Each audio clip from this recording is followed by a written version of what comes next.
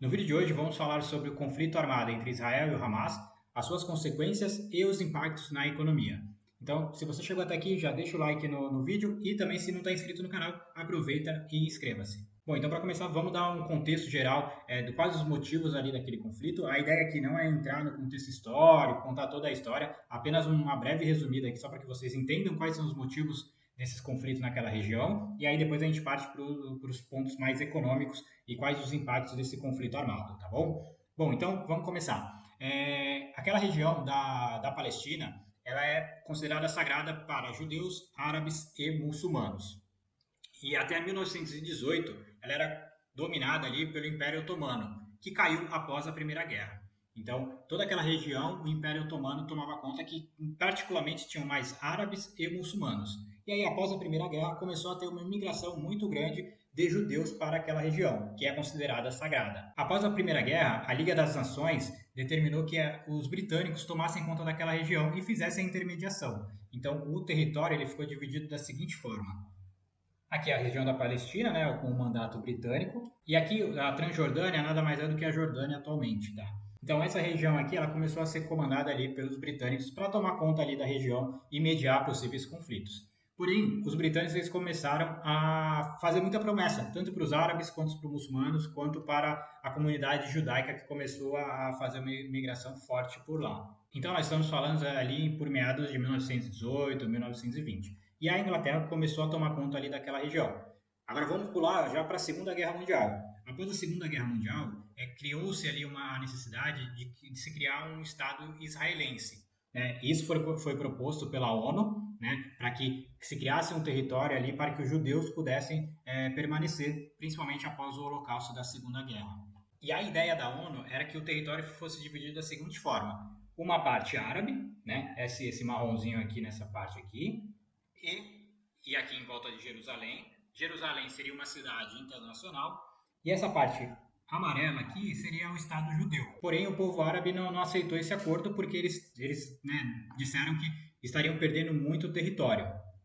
Até que, um dia antes de terminar o mandato britânico, né, lembra do mandato britânico aqui pós Primeira Guerra Mundial, o Estado israelense, né, o Estado que tomava conta ali do Estado judeu, declarou independência em 14 de maio de 1948. E aí se criou o Estado, né, de Israel, após essa independência pós-mandato britânico. Porém, após um dia dessa independência do povo de Israel, houve uma invasão do Egito, da Transjordânia aqui, né, o estado da Jordânia, Síria e Líbano, e a Arábia Saudita, e essa foi a primeira guerra entre árabes e israelenses. Então, esse é só um dos contextos e dos conflitos armados que teve, né, após a Segunda Guerra Mundial, após a independência do Estado de Israel, né, pelo povo judeu. Ocorreram muitos outros conflitos que aqui não cabe aqui estar falando sobre com todo o contexto histórico, porque é muita coisa ocorreu após isso, vários outros conflitos, né, várias outras tentativas de invasão, e já são muitos anos ali desse conflito entre israelenses e a comunidade árabe e muçulmana ali naquela região.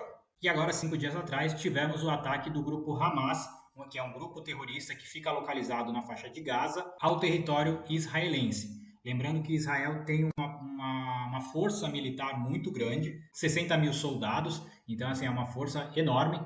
Já o Hamas, esse grupo terrorista que fica localizado na faixa de Gaza, existem suposições que eles estariam recebendo apoio principalmente do Irã e do outro grupo terrorista, o Hezbollah. Então, o grande problema desse conflito é a escala desse conflito que pode vir a ocorrer. Né? Os Estados Unidos já mandou um poderio forte militar, né, para reforçar o Estado de Israel. O Hezbollah, que é um outro grupo também terrorista, que está apoiando ali os ataques, pode entrar também e isso pode expandir ainda mais esse conflito.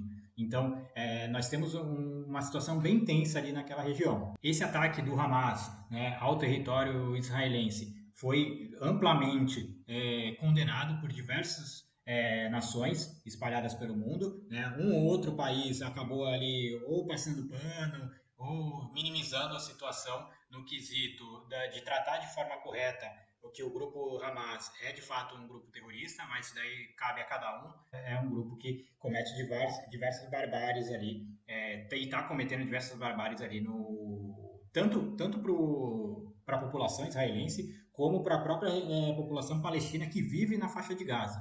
Né? Lembrando que o Hamas não representa a totalidade da Palestina. Tá? Ele é um grupo armado terrorista que fica ali naquela região da faixa de Gaza, ali, bem no cantinho ali na divisa entre Egito e o Estado de Israel. E aí, passado todo esse contexto histórico, toda a situação que levou até esse conflito atual, né? Quais são os impactos principalmente na economia? Lembrando que nós já temos um outro conflito armado entre a Ucrânia e a Rússia, né? Então esse é mais um adicional de um novo conflito, e claro que isso tem impacto principalmente no petróleo. Né? Assim como na guerra Ucrânia e Rússia, nós tivemos um impacto no petróleo, nessa situação da guerra entre Israel e o Hamas também acaba tendo um impacto forte, apesar de Israel não ser um grande produtor, mas gera todo um estresse ali no mercado. Então eu vou trazer para vocês aqui o que ocorreu logo após o ataque do Hamas. Aqui estava aqui a cotação do barril do petróleo, lembra que ele estava vindo aqui numa tendência de queda já, porém após o anúncio do ataque do Hamas, a cotação do petróleo subiu mais de 4%, agora já vem dando uma arrefecida aqui, né? Já está perto dos 86 dólares o barril. A bolsa de Israel também despencou também desde o ataque, deu um repique aqui, mas já está caindo de novo. Claro que toda a questão de conflito tem um grande impacto na bolsa e a bolsa de Israel não é diferente. Essa daqui é a cotação year to date, então se eu pegar aqui do último mês, vocês vão conseguir ver aqui o impacto que foi aqui na cotação, caindo quase 20% aqui. Então nós temos um impacto principalmente no petróleo, né, foi um impacto imediato, na Bolsa de Israel, e também se esse conflito se estender por mais tempo, podemos ter os investidores também fugindo, levando seu capital para o dólar, né, a moeda mais segura ali que nós temos hoje dentro do mercado. Então, todos os investidores, se esse conflito principalmente escalar ainda mais, né, teremos mais investidores levando o seu dinheiro para dólar, comprando títulos americanos, né, e dolarizando os seus investimentos. E claro que podemos ter também uma pressão no dólar aqui. Esse daqui é o gráfico do Treasury americano de 10 anos, né?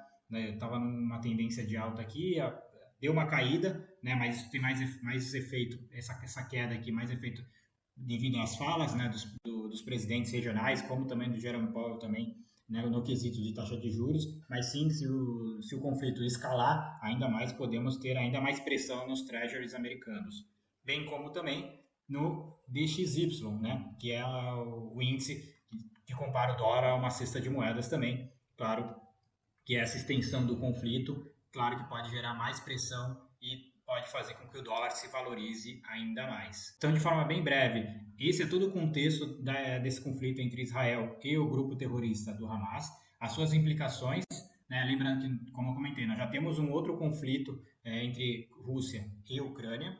É claro que, com a atenção dos Estados Unidos se voltando para Israel, a Ucrânia pode ficar sem receber todo o poderio e ajuda humanitária e militar que estava recebendo, porque os olhos se voltam agora para Israel. E também pode abrir brecha também para que outros conflitos se iniciem. Lembrando que nós temos ali a questão da China com Taiwan. Muito vem se verbalizando ali nos últimos tempos sobre um possível conflito armado entre Taiwan e China. Então isso pode ganhar ainda mais força agora com vários outros conflitos mais potentes também surgindo, né, com o passar do tempo. Então eu sei que eu pulei algumas partes do contexto histórico desse conflito, mas o que eu queria trazer mesmo de fato era a questão dos impactos econômicos, né, tanto no petróleo quanto no fortalecimento do dólar e os impactos principalmente na inflação. Né? O petróleo exerce muita força na inflação, então isso pode fazer com que a inflação suba e os juros também acompanhem. Bom, então é isso, finaliza esse vídeo. Se gostou desse vídeo, deixa aqui nos comentários. Se quiser deixar algum comentário aqui também, talvez eu tenha falado alguma besteira no contexto histórico, peço desculpas, mas se deixa aqui também nos comentários e a gente se vê no próximo. Até mais, valeu, tchau, tchau.